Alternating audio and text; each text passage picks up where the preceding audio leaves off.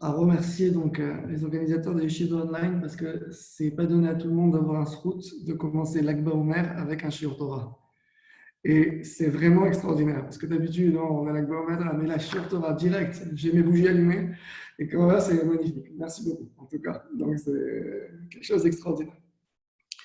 Continuons donc Bezrat Hashem dans notre série sur Rabbi Hanan Wasserman, donc Ikveta de Meshicha, les talons du Mashiach, où on avait vu la semaine dernière donc tout ce qui était racine du mal. Alors je vais vous faire juste un petit résumé vite fait, donc on va passer directement à notre sujet du jour. Comme on a expliqué, le Mashiach en fait évoque l'objectif de la création du monde en tant que connaissance d'Hachem. Ça, on l'a bien compris. On n'est pas du tout dans la mouvance où on attend quelqu'un. Bien sûr qu'on attend quelqu'un, mais on n'attend pas quelqu'un de manière, on attend quelqu'un précisément, mais c'est vraiment pour la connaissance de Dieu. Pour cela, il faut un réceptacle, on l'a dit. Et l'un des piliers de ce réceptacle, donc, c'est la Emouna. La Emouna, comme on l'a expliqué au premier Marmar, cette foi-là, qui est définie en fait par le gain de la liberté en se débarrassant de tout ce qui est envie du cœur, ta'avot du cœur, c'est très important. Acharei levavchem, on avait dit, ça vient de vos cœurs, et pas roshechem. Puis, la semaine dernière, on s'est attaqué à ce qu'on appelle les racines du mal. Et là, on avait beaucoup de chidushim, beaucoup de nouveautés de la part de Rabbi Elchanan Wasserman, qui, je le rappelle, donc est un rabbin moderne, donc fin 19e, début 20e. Il avait dit notamment l'une des racines du mal principal, c'était l'accumulation et la course à l'argent. Et pour lui, il nous avait ramené qu'en fait, l'argent, ce n'était pas du tout un problème. Ce qui était un problème, c'est le fait de ne pas pouvoir le faire circuler. Donc, on avait fait un peu d'économie, on avait fait la vitesse de circulation monétaire, qui était dans comment la Torah expliquait cela.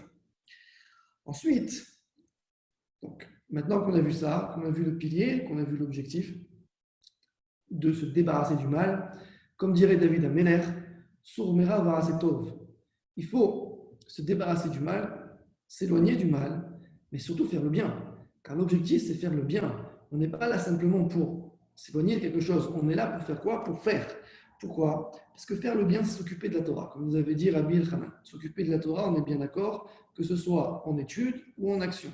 Et je mets les deux déjà juxtaposés. Si vous avez bien lu Pirkei Avot, vous voyez bien que l'action est prépondérante par rapport à l'étude. Or, la Torah n'est pas intellectuelle, on dit et action. Pourquoi? Parce que depuis la création du monde, vous le dites tous les vendredis soirs, Asher Barei Elokim La'asot. Kadosh Baruch Hu, il a fait les choses pour qu'on fasse, pour qu'on se mette en ordre de marche, pour qu'on puisse faire. Donc, l'action est prépondérante dans le judaïsme. C'est clair et net, ça peut être prouvé par des centaines de pages. Il s'agit donc d'expliquer ici, d'accord, en l'appliquant, puisque l'action à proprement dit, telle que la Torah nous le demande, c'est l'application des mitzvot. Une mitzvah. Une mitzvah qu'on va traduire ici, premièrement, par un commandement. Milachon tzav, ordonné. J'ordonne quelque chose. Et on verra comment on peut avancer dans la définition de la mitzvah, notamment à Kabbalah. On va voir comment ça peut rentrer un peu plus qu'un simple ordre. Parce que l'ordre, soit on l'intériorise, soit on le fait par crainte, le faire par amour, c'est top, mais il faut voir comment on fait tout ça. Donc, mais les mitzvot sont définies dans quoi? Dans quel but? Et surtout, pourquoi? Quel est le salaire des mitzvot? Et c'est pour ça qu'ici, le 4e chapitre donc de Ikveta de Meshicha s'appelle Sachar Mitzvah. Le salaire d'une mitzvah. Le salaire, je gagne quoi en faisant des mitzvot? Akadosh Baruch Hu, on va le dire d'emblée, il n'a absolument pas besoin de nos mitzvot. Il ne va pas être là, il ne va pas changer, il ne va pas gagner quelque chose si je fais une mitzvah, il ne va pas perdre quelque chose si je ne fais pas la mitzvah, et si je fais une il ne va rien perdre. Et pourquoi il nous a demandé ça? Et surtout, qu'est-ce que l'on doit gagner ici? Voilà le sujet. Je tenais à vous dire que j'ai volontairement sauté le 3e chapitre, qui n'est pas le chapitre, qui n'est pas écrit par Rabbi Hanan Wasserman, mais qui a été écrit par le Chafetz Chaim, si vous voulez, il s'appelle Malecha Nirdam. Pourquoi homme tu dors? C'est quelque chose qui se trouve dans les prophètes, qu'on dit au Slichot. C'est parce que c'est un mamar sur la tchouva qui nous éloigne un peu de notre sujet. On le fera Bezat Hashem en son temps, mais allons directement au 4e chapitre, si vous voulez, pour être précis. Ici, et comme il n'y a jamais de hasard, quand on dit Srar Mitzvah, on ne peut s'empêcher de penser à la Mishnah que l'on a lue dans Pirkei Avot Shabbat. Qu'avons-nous lu dans Pirkei Avot Shabbat? Donc on a lu le 4e chapitre des Pirkei Avot, et la Mishnah numéro 2, la Mishnah bête, nous dit au nom de Ben Azai. J'y vais. Ben Azai Omer, Ben Azai enseigne. Heveratz la mitzvah kala keva chamura. Cours vers une mitzvah facile, kala littéralement légère, ok? Comme tu courrais pour une mitzvah qui te semble à tes yeux beaucoup plus lourde, beaucoup plus importante. Voreach min avera. Et fuis la avera, fuis la faute. Pourquoi? Chez mitzvah goreret mitzvah, car une mitzvah va entraîner une autre mitzvah, va avera goret avera, et une avera entraînera une autre avera. C'est le principe de l'effet boule de neige. Et là, ce qui nous intéresse ce soir, chez Sechar mitzvah mitzvah, parce que le salaire d'une mitzvah, c'est une mitzvah, au Sechar avera avera. Et le salaire d'une avera est une avera, est une faute. Le salaire d'une faute est une faute. Très bien. Donc, a priori, c'est clair, si on prend la Mishnah, le salaire d'une mitzvah, on résume, le Mahamar entier de Rabbi Yochanan, c'est une mitzvah. Très bien. On a tout dit et rien dit, parce qu'on n'a rien défini encore. Mais on voit où est-ce qu'on doit aller. Et on doit surtout expliquer, comme c'est marqué dans le Gemara Shabbat, la chose qui est pshuto. S'il y a marqué Srar mitzvah mitzvah, il faut comprendre ce que ça veut dire. Que le salaire du mitzvah est une mitzvah. Est-ce la même chose, la première mitzvah? On va voir tout ça. Rabbi Hanan, au début, va nous dire j'ai une contradiction apparente dans le Talmud.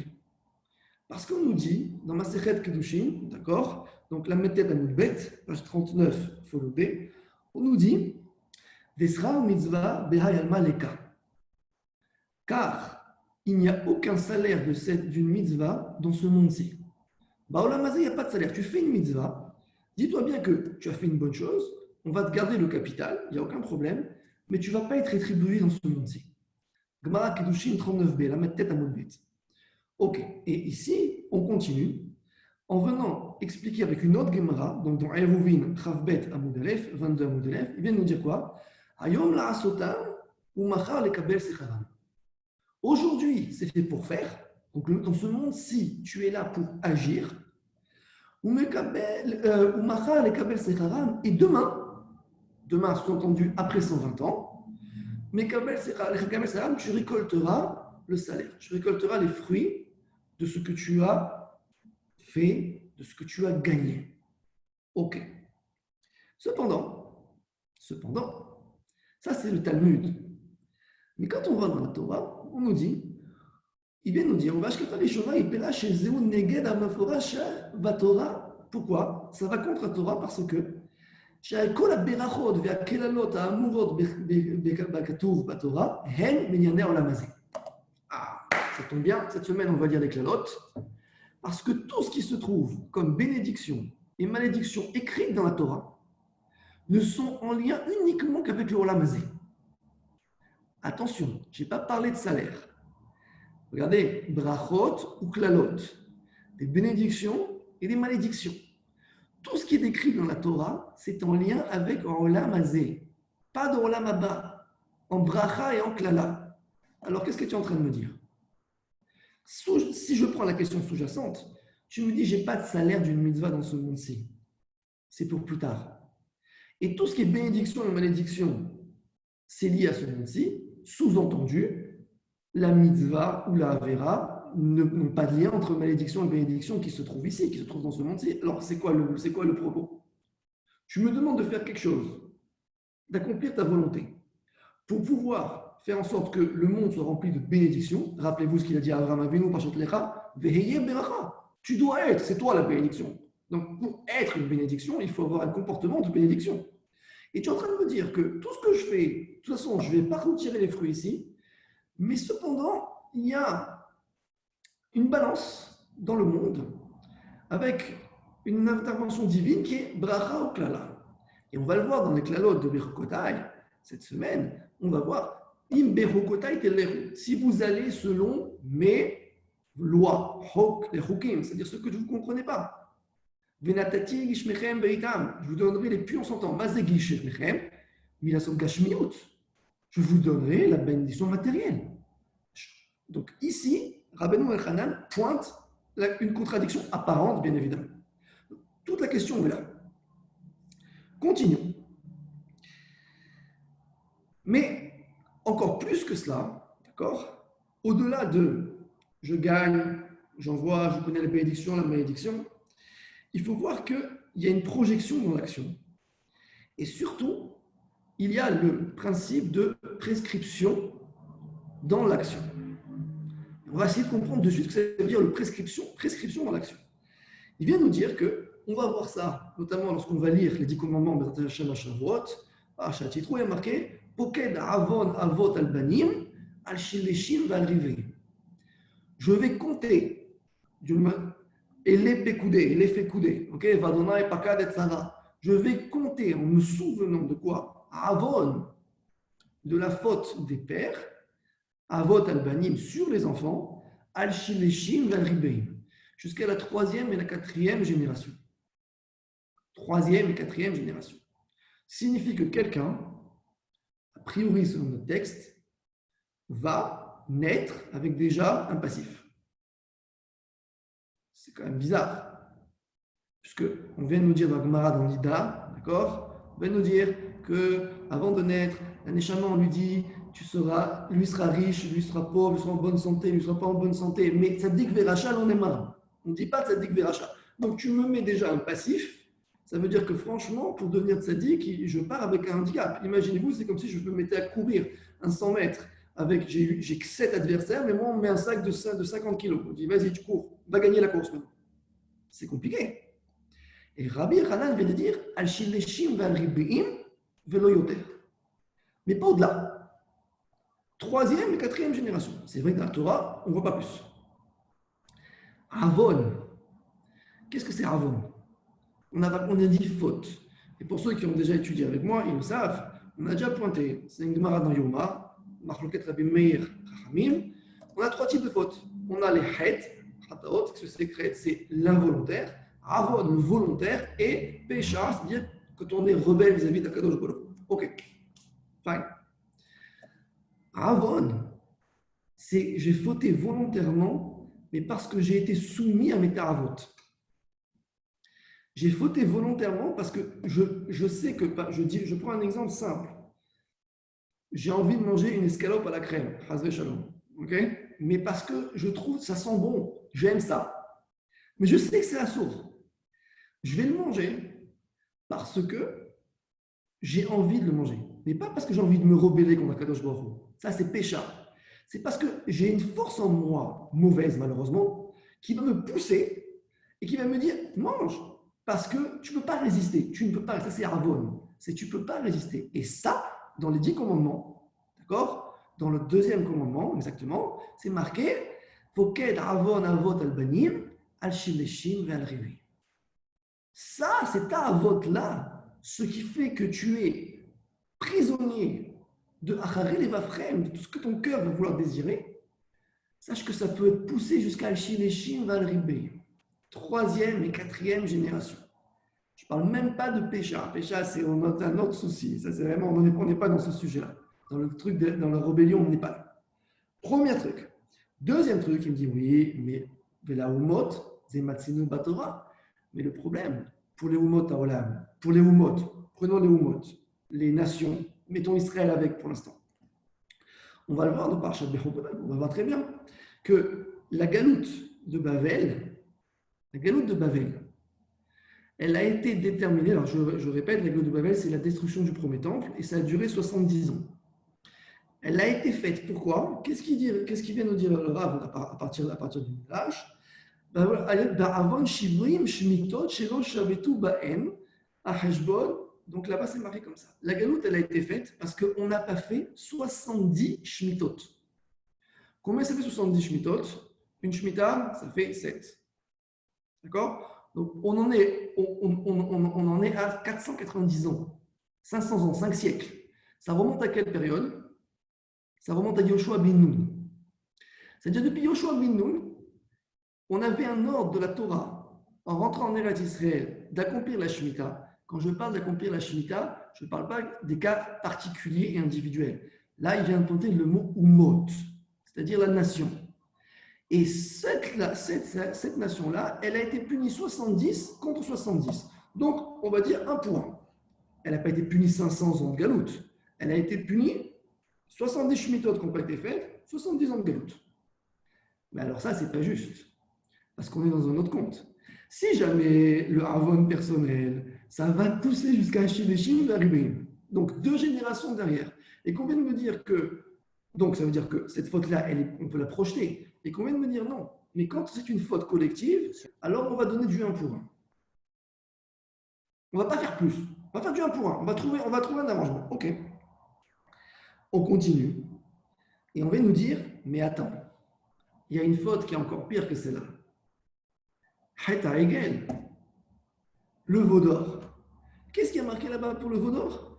C'est qu'il y a marqué Avon Egel Adacharit Ayamim. La faute du veau d'or, elle va nous poursuivre jusqu'à Harit Ayamim, jusqu'à la fin des temps.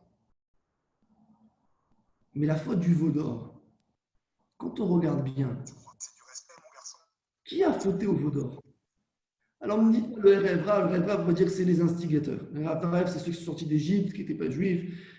Bon, c'est les instigateurs. Mais combien il y a eu de morts directes au veau d'or?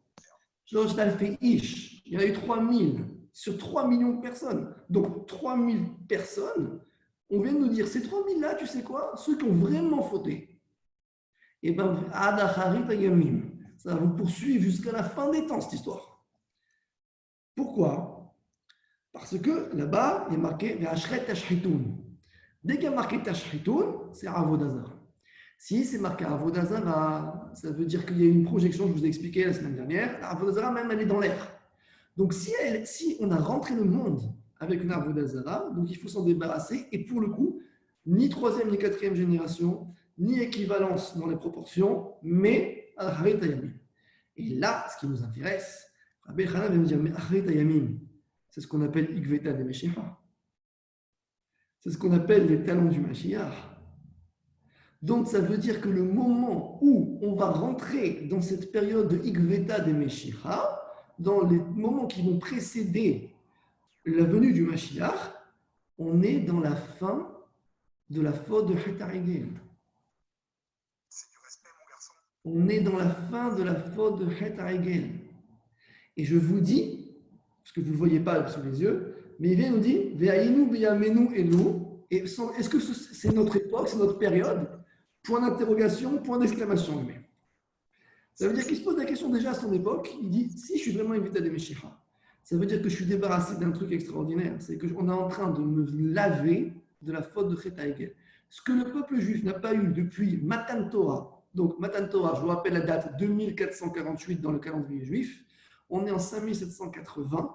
Donc, plus de 3300 ans derrière, il y a eu une faute qui a poursuivi le peuple juif sur 3300 ans. Et maintenant, qu'on arrive à la fin, c'est bon, on va arrêter à ça, mais il va falloir qu'on trouve la porte d'entrée, la porte de sortie pour faire ça. Très bien. Une fois qu'on a dit ça, qu'on a vu comment on avait quelles contradictions ou quelles étaient les proportions ou les mesures dans les jugements selon qui a fait vers la projection et la prescription, puisqu'on a dit que ça ne peut pas aller au-dessus de la 4e génération, sauf le veau d'or, on verra après. Il y a 2 types de jugements dans les jugements du ciel. 2 types de jugements dans les jugements du ciel. Et là, il va falloir être un peu technique.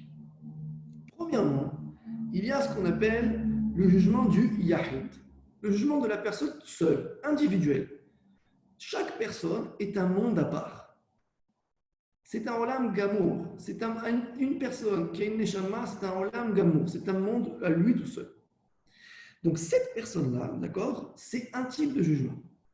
Deuxième type de jugement, d'accord, c'est au niveau communautaire, c'est au niveau du clan. C'est-à-dire que je vais juger un groupe. On va voir de quel groupe il s'agit, ok? Mais je vais juger un groupe, c'est-à-dire je ne vais plus parler de la personne en tant qu'individu, dans ses actions, dans ses mitzvot. Je vous rappelle le sujet, ce sera mitzvah, mais je vais juger au niveau klali, au niveau du groupe. Ok, jusqu'ici, Ça va, ça paraît assez logique. D'accord? Pourquoi je dis ça? Parce que, premièrement, ça permet de responsabiliser la personne en tant qu'individu. Et deuxièmement, ça lui permet de ne pas rentrer dans le groupe en disant c'est pas grave, moi je vais être un passager clandestin, un freerider, et si ça se passe, si eux ils font bien, et ben c'est bien. Moi aussi, ça va, moi aussi je passerai avec eux. Ni vu ni connu. Ça marche pas. Maintenant, dans le groupe, on a trois niveaux que vient de nous donner Rabbi El-Hanan. Premier niveau, c'est le niveau de la ville. Quand je parle de la ville, c'est la shruna, okay? C'est-à-dire le voisinage immédiat. Ce que vous dites chaque jour, qui est marqué dans ma langue, Vachot, Shachen Ra. Quelqu'un qui a un mauvais voisin. Ou Shachen Tov. Donc, Hachem, quelqu'un qui a un bon voisin. D'accord? C'est la shruna. Au niveau de la ville, d'accord, il faut savoir qu'on a un cas dans la Torah, qui est le fameux cas de Lot. Lot, quand il a quitté Sodome, il a demandé au Malachim, il leur a dit, laissez-moi aller jusqu'à Tsoar. Laissez-moi aller jusqu'à Tsoar. Il y avait 5 villes. Sodome, Vamora, Adma, Utzvoim, d'accord, et à ce moment-là, il y avait Tsoar. Et Tsoar, c'était une ville qui aurait dû être détruite, elle appartenait à ce qu'on appellerait aujourd'hui la métropole de Sodome. Sodome, c'était la grande ville. Puis elle avait la métropole, la communauté urbaine de Sodome, c'était ça, si vous préférez. Il dit non, je vais à Tsoar parce que Tsoar ne va pas être détruit. C'est pas normal. Akadosh Baruch Hu, les Malachim, ils annoncent que Tsoar va être détruit. Au final, il n'est pas détruit. Alors, il y a un secret ici. Et vous allez comprendre pourquoi il est fondamental d'avoir un voisinage propre et de ne pas se mettre n'importe où lorsqu'on va chercher une habitation. On voit ça dans Parashat Lech Lecha, au moment où il y a la fameuse guerre des 5 rois contre les 4 rois. Je vous lis le passouk et vous allez voir, Rashi pointe quelque chose d'extraordinaire. Vahi bimam Raphaël, Melech Shinar. Alors je vous le dis avant, c'est donc Lech Lecha, c'est le début du Réveil, c'est Bereshit Yud Dalet, donc Bereshit 14, Genèse 14. Vahi bimam Raphaël. Voici ce temps de Amraphel, Melech Shinar, le roi de Shinar. Arior Melech El Hassar, Arior le roi de El Hassar. Kedor la Omer Melech Elam, Kedor la Omer le roi de Elam, Vetidal Melech Goïm. Et Tidal, le roi de Goïm. Point. Assoum Milhama, ils ont fait la guerre. Et Bera Melech Sedom, contre Bera, roi de Sodome. Vet Birsha Melech Amora, et contre Birsha, roi d'Amora. Shinav Melech Adma, Shinav, roi de Adma. Veshem Ever Melech Tsevuim, et Shem Ever, le roi de Tsevuim. Et là, où Melech Bela Hitzoar, et le roi de Bela et le roi de Bela, Hitzoar, il n'y a pas son nom. Il y a le nom de tous les autres, et celui-là, il n'y a pas son nom. Rashi, il vient nous dire, regarde bien, si tu prends le nom des 5, tu prends le nom des 4 premiers. Bera, c'est quoi? C'est Ra, la Shamaïm, Vera, la Beriot. C'est quelqu'un qui était mauvais envers Akadosh Baruch Hu et mauvais envers ses créatures. Birsha, c'est Ale Berasha. C'est celui qui montait dans la méchanceté, dans la réchaude. Shinav, c'est sonné à vivre chez Bashamaïm. C'est celui qui haïssait son père aux cieux. Shem Ever, donc Shem Ever, c'est quoi? C'est Shem Ever la ouf. Il avait pris, c'était mis comme un oiseau, au sens allégorique, bien évidemment. Ulkavan, Velamrod, la Kadosh Baruch Hu. Et il s'est mis à voler pour pouvoir faire descendre la Kadosh Baruch Hu. Et on arrive à notre histoire, Umeler Bela Hitzoar. Et le roi de Bela, c'est Tzoar. C'est quoi? Il n'y a pas son nom. Il y a juste le nom de la ville. C'est pas normal. Puisque si on te dit qu'il y a un Meler Bela Hitzoar, que le roi de Bela, qui s'appelle aussi Tzoar, il a un nom, ce monsieur-là. Dans la Torah, on passe notre temps à donner des noms, des fils d'eux, et ainsi de suite. Pourquoi lui, il n'a pas de nom? Pourquoi lui, la Torah, vous avez chaque mot, chaque lettre, chaque détail, elle a une importance. Il ne donne pas un nom à lui. Il a un nom, c'est évident qu'il a un nom. Parce que Tzoar, c'était une ville nouvelle. Tzoar, c'était une ville nouvelle. Ça venait d'être créé de beaucoup moins longtemps que les autres villes, et ça n'avait pas eu le temps de s'organiser dans la méchanceté. Ça n'avait pas eu le temps d'être organisé et institutionnalisé comme pouvait être à Sodome. À Sodome, c'était hyper institutionnalisé. Il y avait beaucoup de problèmes. On était là, on empêchait le chesed et ainsi de suite. À Tzoar, c'était une nouvelle implantation. C'était tout nouveau. Et on n'a pas eu le temps d'institutionnaliser tout ça. Donc, c'est-à-dire que même le roi, il n'avait pas une autorité énorme. Donc, l'autre, qu'est-ce qu'il a dit? Il a dit, OK, les autres, ils n'ont pas de possibilité d'être sauvés, mais lui, elle est à côté. Et comme ils n'ont pas eu le temps de faire beaucoup d'Averot, donc, on n'a pas passé le cut, on n'a pas passé le cap qui fait que ils sont finis, ils doivent être jugés. Et on a laissé partir Hatzoar. Donc, premier niveau au niveau du klal, c'est le niveau de la shkuna, c'est le niveau de la ville. C'est fondamental, fondamental d'aller dans un endroit où il y a Torah mitzvot. Parce que si jamais il n'y a pas, c'est une catastrophe. Même un tzaddik ne peut sauver. J'ai entendu un commentaire une fois, le grand Rabbin de France, Rabbin Corsier actuel, il m'a compris une fois, il a dit, lorsqu'on a posé la question, on a dit, Abraham, il a posé la question à Lot, il lui dit, si tu vas à droite, je vais à gauche, si tu vas à gauche, je vais à droite. Il lui dit, ok, Lot, il va, Vaïsa, Lot, Athéna, Vaïar, Vinia, Kikar. Et voici que Lot, il a levé les yeux, il a vu le Kikar, il a vu le carrefour de Sodome qui était verdoyant, qui gagne à Yarak, Boacha Mitzrayim.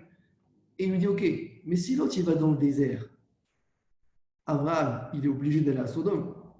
Puisque Lot, il peut dire, choisis le désert. Pourquoi? Qu'est-ce qui se passe si Abraham, il va à Sodome?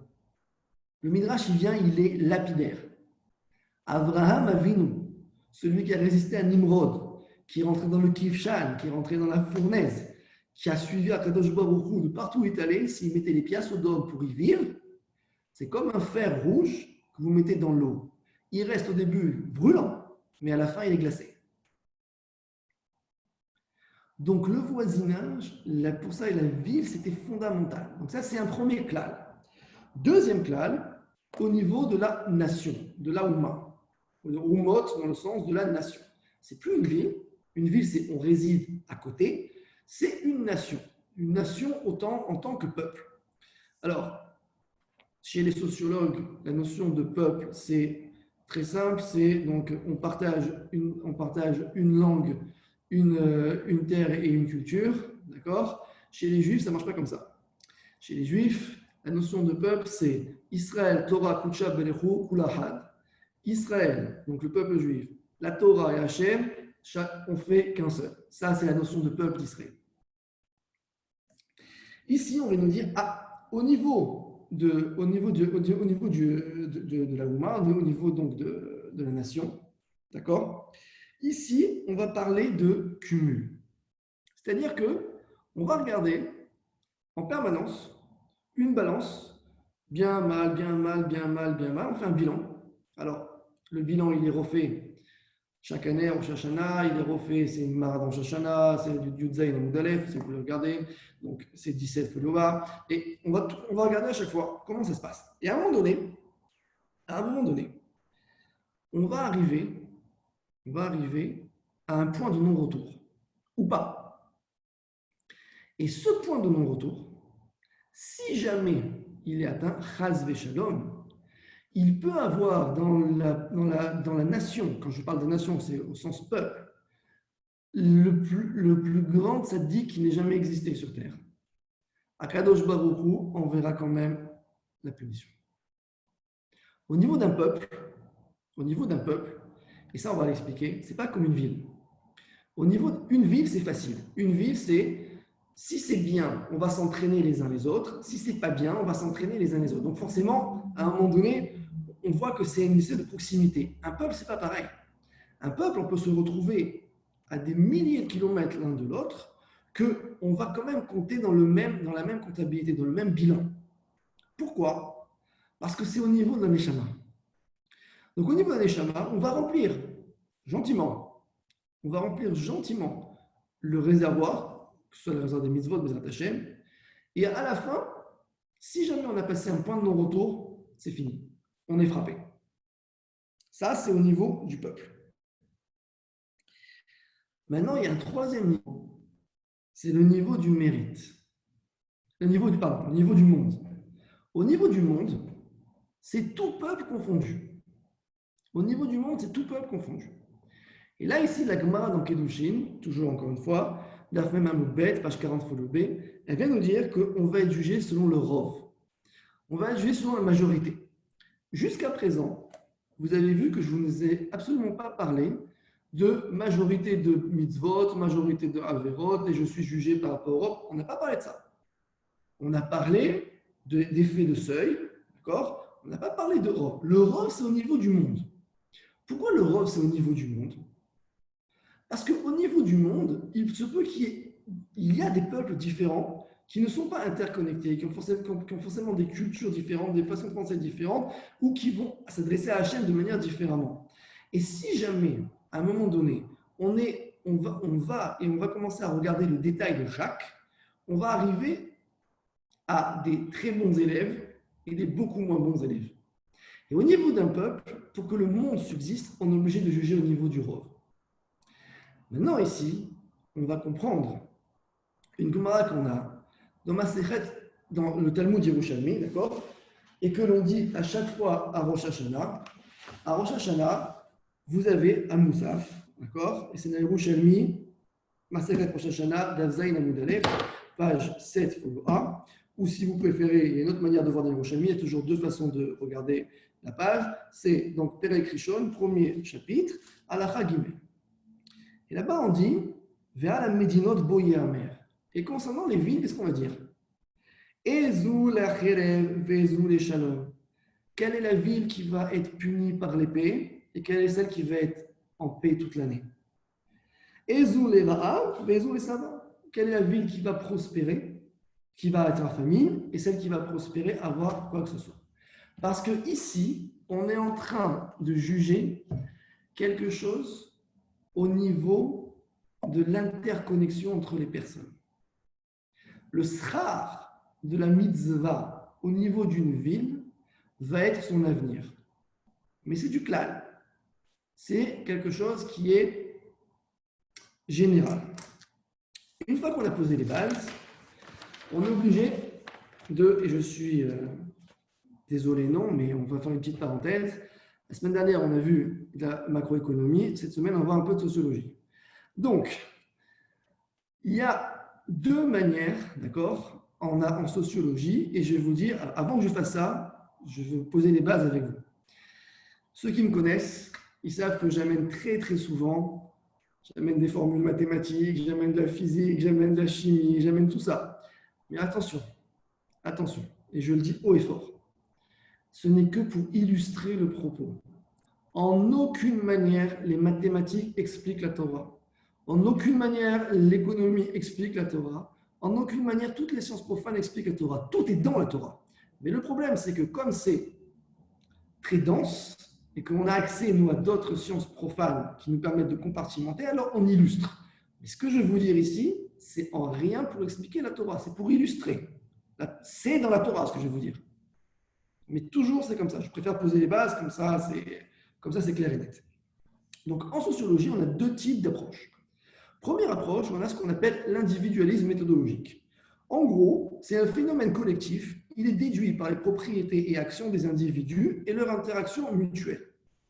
Donc, je prends tous les individus, je prends leur comportement et à la fin, je fais une somme. Ça, c'est le niveau individualiste. Ce qu'on a vu au début, c'est le niveau yahid. Moi, on va me juger par rapport à ce que j'ai fait moi personnellement. Je n'ai pas besoin d'avoir autre chose. C'est moi, je suis un monde à moi tout seul. Ça, c'est la première chose. Et c'est de là, d'ailleurs, que seront tirées toutes les théories sur tout le rationalisme économique, toute la microéconomie, le comportement économique. C'est un autre sujet. Deuxième approche, ce qu'on appelle le holisme avec un H méthodologique.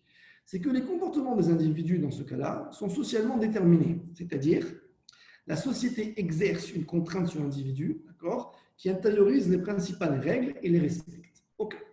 Donc, ça veut dire que moi, en tant qu'individu, je vais me déterminer par rapport à des normes, des règles que la société va m'imposer. Exemple, Sodome et Amora. Qu'est-ce qui a marqué Sodome et Amora? Pourquoi Sodome et Amora, c'était grave? Abraham Avinu, il n'a pas réussi à faire quelque chose. Il a dit, s'il y a 50 syndikim, puis 45, puis 10. Il n'y avait pas 10. Parce qu'à un moment donné, les individus en tant que tels sont pris dans la masse et dans le poids de la société qui fait que le recel est interdit. Dans l'exemple de Sodome et Amora, ou l'exemple de Dora Flega, Migdal Bavel, il s'est marqué, il y avait il n'y avait qu'une seule langue, Udvarim Achadim, et qu'une seule façon de penser. c'était on imposait aux gens la façon de voir.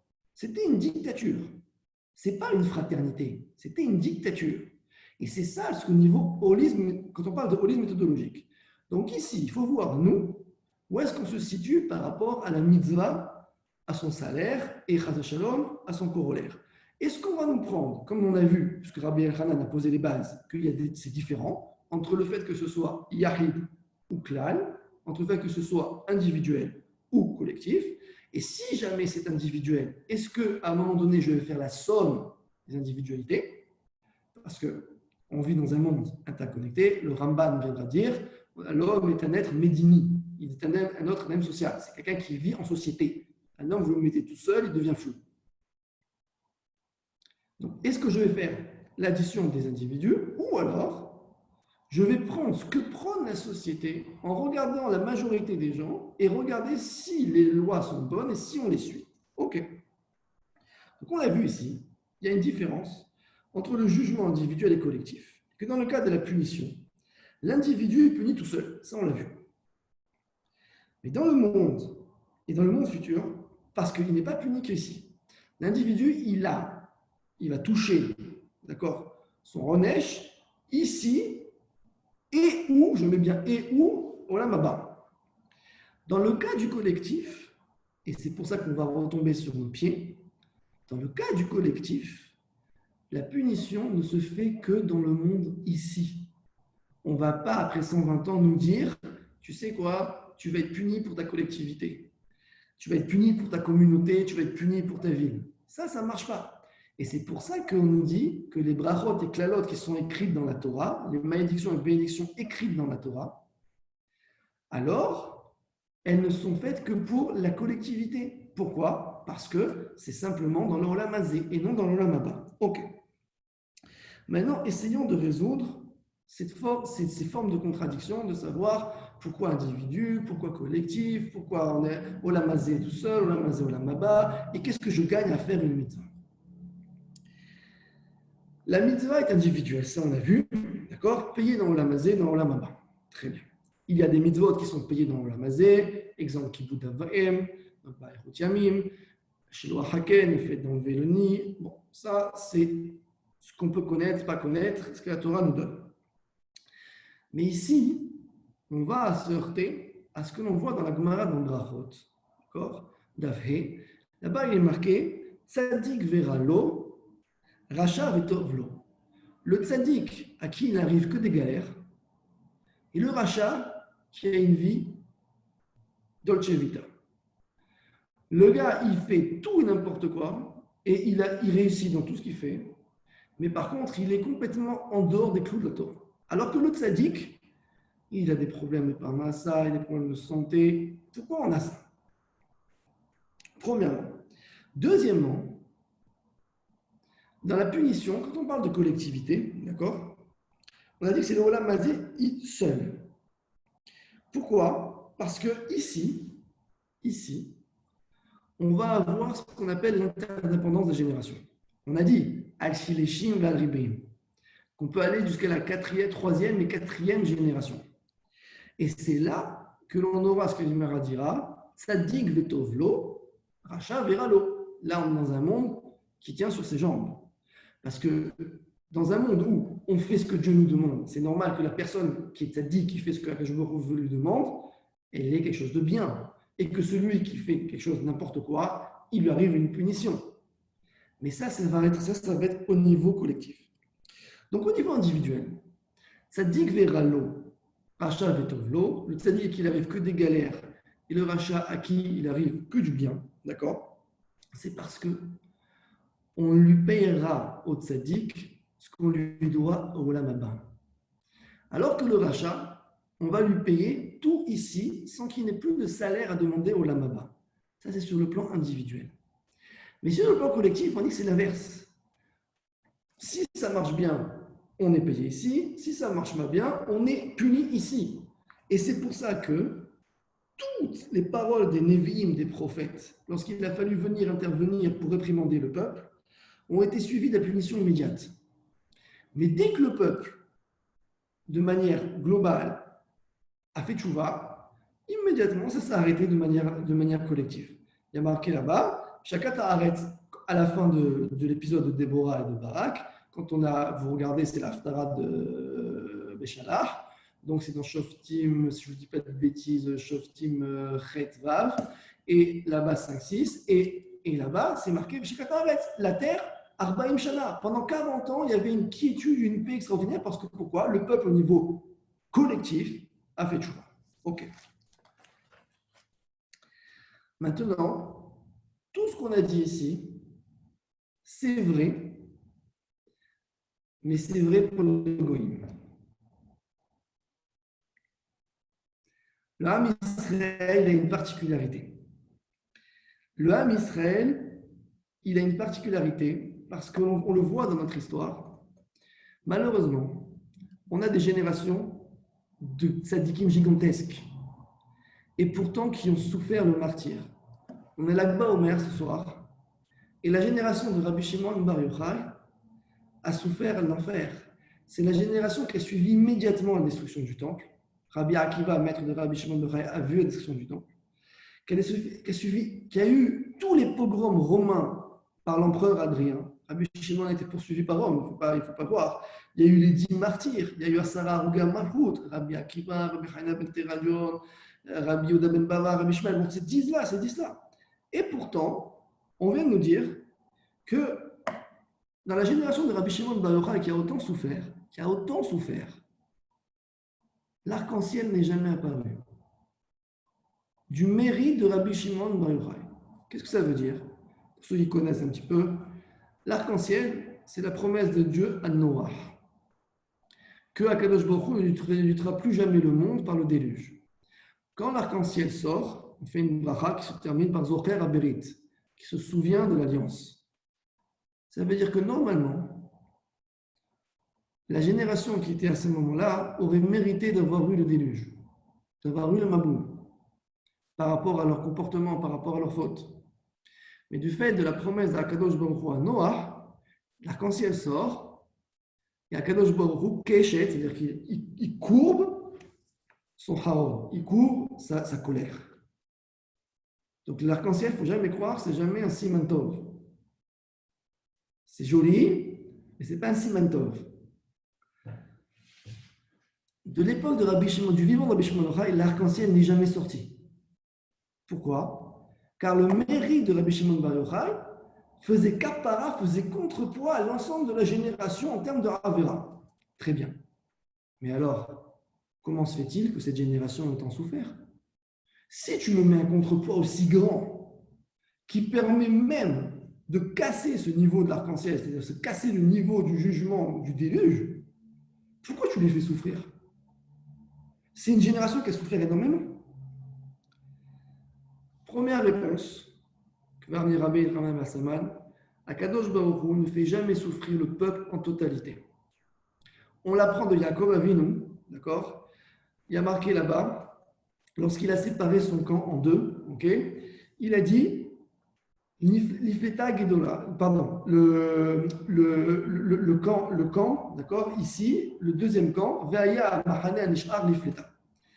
Et le camp qui aura échappé à Esav, lui, il sera l'Ifleta, il sera pélé, il sera sauvé, préservé, sauvegardé. Akadosh Baruch Hu, lorsqu'il tape aussi fort sur l'Am Israël, et vous pouvez le voir dans n'importe quelle époque où il y a eu des grands pogroms, c'est jamais de partout sur l'Am Israël en même temps. Jamais. L'empereur Adrien, Imarchimo, donc celui qui a poursuivi Rabbi Akiva, qui a poursuivi Rabbi Shimon, un nazi avant l'heure, d'accord, expliquait, il disait, le problème des Juifs, c'est qu'ils sont répartis aux quatre coins de la terre et que si un jour on voulait les éradiquer complètement, on ne pourrait jamais le faire. Parce qu'il y en a toujours un quelque part dans un endroit insoupçonné. Et ça, nous, on voit, malheureusement, le fait d'avoir été éparpillé, Arba Kanfot Kol Haaretz, on établit de quatre coins de la terre comme une klala, comme une malédiction, c'est dedans déjà une bracha, un bienfait. Ça, c'est la première chose. Deuxième chose, c'est par rapport au cumul des autres générations. Qu'est-ce que c'est que le cumul des autres générations? Ça veut dire que ce n'est pas parce qu'il y a un tzaddik, le peuple juif, malheureusement, il est comptable son espace-temps, malheureusement, mais dans son espace précédent. Et j'en veux pour preuve ce que va ramener Rabbi Elchanan, notamment, encore une fois, ce qu'on lit dans le Moussaf de Rosh Hashanah. Je vais vous lire les premières phrases et vous allez comprendre que la responsabilité que nous avons chacun d'entre nous à chaque génération. Ata zocher ma'aseh olam, tu te souviens de toutes les actions du monde, ou foked kol yetzurei kedem, et tu vas compter toutes tes créatures depuis le début, les fanera qui étaient devant toi, niglu kol ta'alomot va'amon nistarot shemi bereshit, car rien ne t'est caché depuis la création du monde. Ki en shicha lifnei kisei kevodecha, car il n'y a rien que tu oublies devant ton trône céleste, ton trône à toi. Ici, on voit que la dimension du Ham Israël, la dimension du peuple juif, dans le fait d'avoir Srab ve'onesh, la récompense et malheureusement la punition, on est comptable depuis Maaseh Bereshit. On lit que ça en Shashana vite fait, mais quand on réfléchit à ça, imaginez-vous, qu'est-ce que nous, en 5780, on a à voir, allez, je suis gentil, avec les 5680 autres années, je prends 100 ans pour nous, ok? Il y a des 5680 autres années qu'on n'était pas là. Pourquoi est-ce que quand tu vas faire mon bilan à moi, le bilan de ma société, là, tu vas me dire, mais non, il y avait des autres avant. Mais non, c'est pas normal, c'est pas juste. Rabbi Shimon Bar Yochai, Rabbi Akiva, tous ces gens-là qui étaient à cette époque-là, et je vais encore renforcer la question, les Asara Ruga Malchut, les 10 qui sont morts par rapport à Rome, les 10 martyrs, ils ont été tués, pourquoi? Ils ont été tués parce qu'on n'a pas trouvé de puits, c'est pour la vente de Yosef. Il n'y avait pas 10 tzadikim du niveau des Shevatim, des tribus. On arrive dans une génération où il y a 10 qui sont du niveau des tribus. Alors, au contraire, ça aurait dû nous mettre très haut. Ben non. Comme il y a un cumul, une accumulation de tout ce qui peut se passer, au moment où il y a ce qu'on appelle le trigger, qu'on appelle le déclencheur, pac, à ce moment-là, Akadosh Baruch Hu va frapper par rapport à ce compte global. Et ça, c'est un chidouche. Parce que nous, on peut savoir dire, ok, c'est moi et c'est pas les autres, c'est pas grave. Mais l'objectif, c'est de réparer le monde entier. Le monde entier. C'est ce qu'on appellera, et retenez-les bien, lorsque vous faites un peu de Kabbalah, ce qu'on appelle Sod HaIbour. C'est quoi le Sod HaIbour? C'est le secret de la transition. C'est qu'est-ce qui va me montrer en termes d'accumulation et de transition générationnelle, qu'est-ce que moi, je suis là pourquoi? Pour réparer. Alors, je ne vais pas rentrer dans toutes les histoires de Gilgulim, ça veut dire les réincarnations à droite, à gauche, ça c'est un sujet à part entière. Mais ici, on est comptable, c'est une responsabilité complètement intergénérationnelle. Ça, les goïms, ils n'ont pas ça. C'est que le peuple juif. Les goïms, c'est leur temps, leur espace, ils sont bien, ils ne sont pas bien, mais ils ne vont pas être comptables de ce qui s'est passé il y a 250 000 ans. Ce n'est pas le problème. Nous, mi-yemé bereshit. Et ça amène une certaine responsabilité. Maintenant, et ça, tout ce que je vous dis, ça a été dit par le Ramban, donc Nachmanide, dans son livre qui s'appelle Sha'ar HaGemul. Sha'ar HaGemul, c'est un tout petit livre, minuscule, okay? C'est le dernier chapitre, en fait, si vous voulez, d'un livre plus important, qui va parler là-bas de halachot de Avelut, des halachot du deuil. Et à la fin, il va parler de toutes ces histoires de quelle est la responsabilité des générations entre elles. Et là, Rabbi Elchanan a ramené ça, donc ce Ramban-là. Et maintenant, en plus de cela, on a un dernier verrou à faire sauter. Dernier verrou à faire sauter, ce que vient ramener l'élève du Ramban, c'est le Rashba, Rabbi Shlomo ben Aderet, donc lui qui a vécu à Barcelone, donc 1235-1310. Pour votre petite info, Rabbi Shlomo ben Aderet, c'est celui qui a accueilli le Roche, quand le Roche a fui l'Allemagne, d'accord? Et celui qui va avoir la première correspondance entre le monde ashkénaze et le monde séfarade au Moyen-Âge, il lit toutes les Higuerot, toutes les lettres qui se sont échangées, le Rashba et le Roche. Le Roche, il venait d'Allemagne, il a fui donc, et le Roche posait des questions, il est arrivé en Espagne, il a dit, mais pourquoi vous faites ça? Et c'est une mine d'études. Pourquoi je vous dis ça? Parce que le Rashba répond en disant, oui, vous appuyez sur tel Gemara, vous appuyez sur tel Gemara, vous appuyez sur tel Metz, et on voit tout le canal de la halacha qu'il a depuis les Géonim. L'autre, le Roche et le Rajba. C'est un livre assez rare, mais ça se trouve. Donc, très intéressant. Le Rajba, c'est l'élève du Ramban. Et lui, il dit, on a un ultime verrou à faire sauter pour le peuple juif. C'est la problématique du mazal. C'est la problématique du mazal. Et là, vous allez me dire, stop, on a une Gemara claire, nette et précise, Shabbat, Kufnuvav, Amoud, Aleph en bas, qui nous dit En mazal l'Israël. Terminé. La peine de rentrer dans ces problématiques, il n'y a pas d'aléatoire, on va dire, pour le peuple juif. Eh bien, c'est vrai et c'est pas vrai. Parce que la Gemara, elle en marloquette sur ce sujet. La Gemara, elle vient te dire que qu'est-ce que c'est que le mazal? Ça vient du mot nizel. Et je vais vous dire un peu ce que veut dire le Rajba. Akadosh Baruch Hu, il va, ça veut dire couler. Il va envoyer Yashpia, il va envoyer son abondance divine sur l'ensemble de la terre. Qu'on soit clair, la terre est baignée par l'abondance d'Akadosh Baruch Hu. Mais cette abondance va descendre par des tsinorotes, par des tuyaux, via un prisme qui s'appelle le mazal. On appellera l'ange gardien, si vous préférez, des nations. Très souvent, on dit, oui, c'était l'ange des Saves, l'ange d'Ishmaël.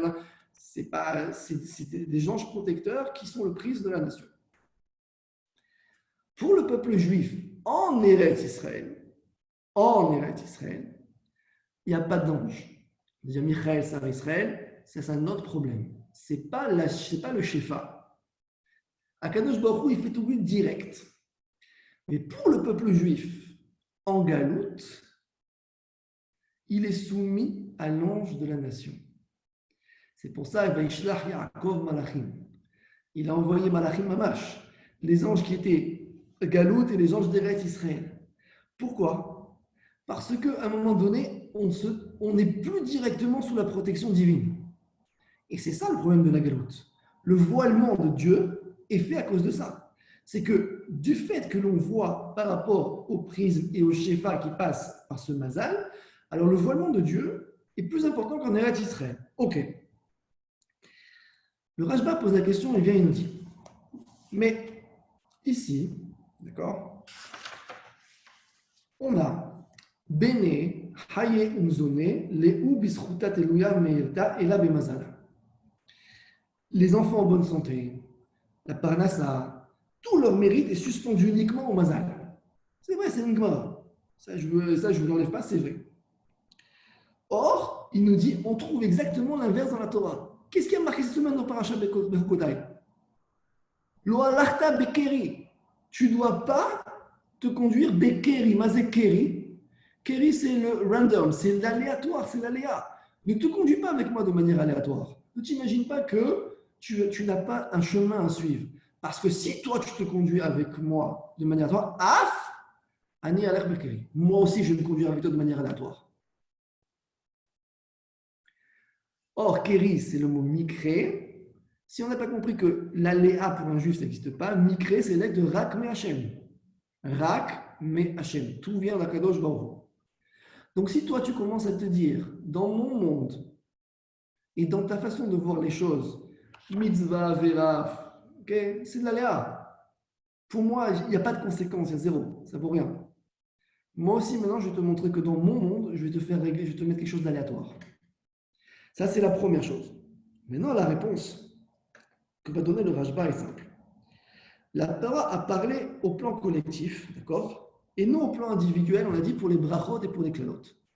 Il s'agit de bracha et de klala. Là, le mot kéri que je vous ai sorti de Bechukotai, c'est on parle des klalot collectives. On ne parle pas du klala individuel. On parle de malédiction collective. Or, ici, yesh mazal l'Israël. Il y a un mazal pour le peuple juif. C'est-à-dire quoi?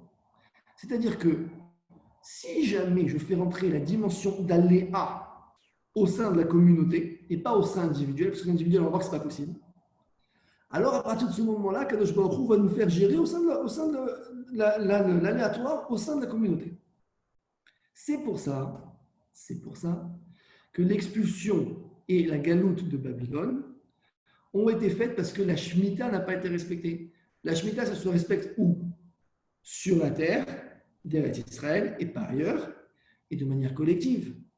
C'est les champs dans leur ensemble qui sont efker. Et ça n'a pas été respecté de manière collective. Très bien. Alors moi, je vous envoie dans un endroit où vous allez voir ce que c'est l'aléa. Babylone, Babel, Balal, c'est marqué. Tout est mélangé. Tout est complètement amalgamé. Et vous allez comprendre ce que c'est l'aléatoire. Mais au niveau individuel, il n'y a pas de mazal. Akadosh Baruch Hu a demandé à Abraham Avinu, il lui a dit, Vayotse oto achutza, sors dehors. Pléonasme. Vayotse, sors. Ou l'air achutza, va dehors. Mais pas Vayotse oto achutza, sors dehors. C'est-à-dire quoi, sors dehors? Il lui dit, va voir, ou sfor kochavim, va compter les étoiles. Et il lui dit à ce moment-là, il lui dit, la Gemara veut nous dire, Shabbat, Kuf Nutvav, Amud Aleph en bas, elle veut dire, sors de ton astrologie. Arrête de croire qu'au niveau individuel, il y a une prédestinée. Au niveau individuel, tu te prends en main. Il n'y a pas d'aléa. En mazal le Israël, y compris en galoute. Y compris en galoute. C'est pour ça qu'ici, on va répondre à notre question méthodologique.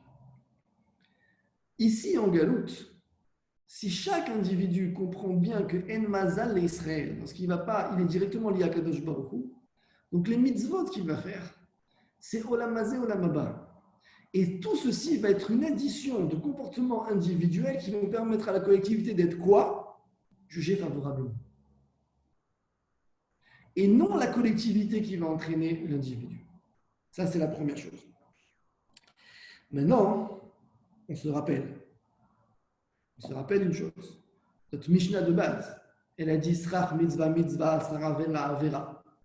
Le salaire d'une mitzvah, c'est une mitzvah, le salaire d'une avera, c'est une avera. Ok. Pourquoi, quand je vais faire une mitzvah, mon salaire, c'est une autre mitzvah? Parce que mitzvah, je l'ai déjà dit, c'est milachon savta. C'est quelque chose qui est pour se relier, pour s'attacher à Kadosh Baruch Hu. Donc, si j'ai trouvé une première corde, je vais trouver une deuxième, et ainsi de suite. Et au fil de l'eau, je vais m'attacher à Kadosh Baruch Hu. Pour bien m'attacher à Kadosh Baruch Hu, pour pouvoir être jugé favorablement. Et ici, on va terminer par Rabbi Shimon Bar Yochai. Rabbi Shimon Bar Yochai, comme on connaît cette Gemara très connue dans Shabbat, donc pour le coup, là, c'est pas Yerushalmi, c'est Babli. Donc dans Shabbat, la Med Gimel, donc Amnubet, on sait qu'il a été poursuivi par Rome, qu'il est resté 12 ans dans sa grotte avec son fils Rabbi Elazar, et qu'au bout de 12 ans, donc là-bas, il a étudié la Kabbalah, le secret Sot Torah. Il a étudié la Kabbalah là-bas, et au bout de 12 ans, ils sont sortis. Il y a une voix qui est sortie qui dit tu peux sortir, ceux qui voulaient te tuer sont morts. Il est sorti, et il a marqué là-bas tout ce sur lequel leurs yeux se posaient, il a marqué Nisraf. Ça brûlait. Pourquoi? Parce qu'ils étaient dans un niveau tellement haut spirituellement qu'ils disaient mais comment est-ce qu'on peut s'adonner à la chose matérielle? Akadosh Baruch Hu, une voix s'est sortie, il fait rentrer immédiatement dans la grotte, vous allez détruire mon monde. Ils sont restés 12 mois. Et la Gemara va nous dire Mishpat Rechaim Begeinam Yudbet Chodesh. Parce que le jugement d'un rachat, des Rachaim dans le Geinam, c'est 12 mois. Mais tu me parles de Rabbi Shimon Bar Yochai et Rabbi Elazar. De quoi tu me parles, Rechaim, 12 mois? Parce qu'ils ont brûlé le monde. Ils ont brûlé une grange. Tu viens me comparer des tzaddikim, yesodei haolam, ceux qui tiennent le monde sur leurs épaules par leur mérite. Tu me dis, Mishpat Rechaim Begeinam Yudbet Chodesh. Mais dis ça des Rechaim, ne dis ça pas des Rabbi Shimon Bar Yochai. Première question. Dernière question. Et une fois qu'ils sont sortis de là, il y a marqué Yatzat bat kol va'amirat seu mimarotechem. 12 mois après, sortez de la grotte. Et là, la Gemara vient nous dire un truc complètement énigmatique. Nafku. De là est dérivé, on tire de la quoi? Kol echad ava maché Rabbi Elazar. Toute chose que Rabbi Elazar venait frapper, détruire, ava massé Rabbi Shimon. Rabbi Shimon venait et réparait. Vous savez, dans les séquoias, le piout, mahé ou massé, c'est la même chose. C'est le même truc. Casser, mahé, c'est maka, ok? Et massé, c'est réparer dans le sens refoua, dans le sens guérir. Mais de quoi tu parles? Tu viens de me dire qu'ils ont fait 1 an de plus de grotte, ok? Parce qu'ils n'ont pas su allier le matériel et le spirituel. Donc Rabbi Elazar, il n'a pas compris. Rabbi Shimon, ok, il a compris, mais Rabbi Lazare, il n'a pas compris. Ça veut dire quoi? Ici, ce n'est pas du tout le même niveau qu'à la fin des 12 années. Ici, c'est parce qu'on se trouve avec deux niveaux. Rabbi Lazare, quand il arrivait et il cassait, c'est parce qu'il voulait faire comprendre à la personne qu'il était responsable de manière individuelle. Et lui faire comprendre que si jamais il ne se ressaisissait pas lui-même, c'est lui-même qui allait être puni, qui allait être confronté, et que la mitzvah ou la vera qu'il allait faire était comptée pour lui, dans ce monde-ci et le monde futur. Mais alors pourquoi Rabbi Shimon Massé? C'est ce qui a fait Rabbi Lazare, c'est juste? Non. L'arc-en-ciel n'est pas sorti de toute la génération de Rabbi Shimon Bar Yochai. Parce que Rabbi Shimon Bar Yochai a compris que pour faire Gveta des Meshicha, pour arriver au moment où la faute du veau d'or sera annulée, cette faute-là majeure, et qu'Akadosh Baruch Hu va nous envoyer le Mashiach, qu'est-ce que c'est? C'est au moment où on arrivera à collectivement amener des brachot. Or, combien y a-t-il de klalot dans la Torah? Il y en a 49 dans Mechokotai et 98 dans Kitavo. Ça fait donc 3 fois 49, ça fait 147. 147, c'est le nombre de vies de Yaakov Avinu. La matrice, le nombre d'années, il a vécu 147 ans. Et pourquoi 3 fois 49? Et je vais m'arrêter ici. Parce que on attend de faire venir le 50. Il y a 48 prophètes dans le Tanakh, 49 avec Moshe Rabbeinu, le 50e c'est Mashiach. Rabbi Shimon, il a dit quand Rabbi Lazare, il frappait, lui, il venait réparer. Il venait réparer, pas parce que Rabbi Lazare, il avait tort. Il a raison de manière individuelle. Mais les klalotes et les brachot, ils ne viennent que de manière collective. C'est la somme des mérites individuels qui fait que de manière collective, alors il n'y a plus les 147 klalotes. Ça se transforme en 147 brachot en additionnant dans chaque niveau, et le niveau que je vous ai donné, en amenant à chaque fois 1, 2, 3, pour arriver à 150, la complétude, et le niveau de Mashiach, l'Akbar Mer Sameach. Razak, merci beaucoup, Mickaël, c'était super. Bravo. On va essayer de. Je ne sais pas si vous avez un peu de temps pour répondre à des questions. Il n'y a pas de souci, on peut y aller. Je sens que Nissim a beaucoup de questions. J'ai pris quelques notes parce que c'était très riche et très dense. Je m'étais demandé, vous m'entendez bien? Oui, très bien, très bien. Je m'étais demandé sur la notion de surmérin Ve'asetov, Oui. comment, vu que Rachamim nous dit qu'on est dans un monde d'action, comment fuir quelque chose qui n'est pas palpable? Fuir le mal, c'est pas quelque chose d'une entité physique. Je me suis dit, comme on est dans un monde d'action, comme vous avez parlé de notion de mitzvah, je m'étais dit que c'est dans la mitzvah justement qu'on va fuir le mal. On ne peut pas le fuir autrement. C'est en faisant le bien, donc en agissant, en faisant un maasé, qu'on peut fuir le mal. Parce qu'en fait, la famille nous enseigne que l'oisiveté, c'est un danger, donc on n'agit pas, on ne fait rien. Donc c'est déjà un début de sombera, quelque part peut-être, je ne sais pas, hein, c'est une réflexion. Alors, je m'étais dit comme ça que cette notion-là, il faut peut-être l'intégrer aussi avec la notion de chorma, qu'il faut apprendre pour fuir le mal. Il ne faut pas simplement faire le bien, il faut que ce soit solide, qu'on crée une fondation pour vraiment le fuir tout le temps et agir correctement. En fait. Alors, Chachamim vous répondre à cette question en expliquant de manière optimale, d'accord, on est censé faire le bien une fois qu'on s'est débarrassé du mal. D'accord? Chachamim donne un exemple, l'exemple classique qu'il donne, c'est comme si quelqu'un il veut rentrer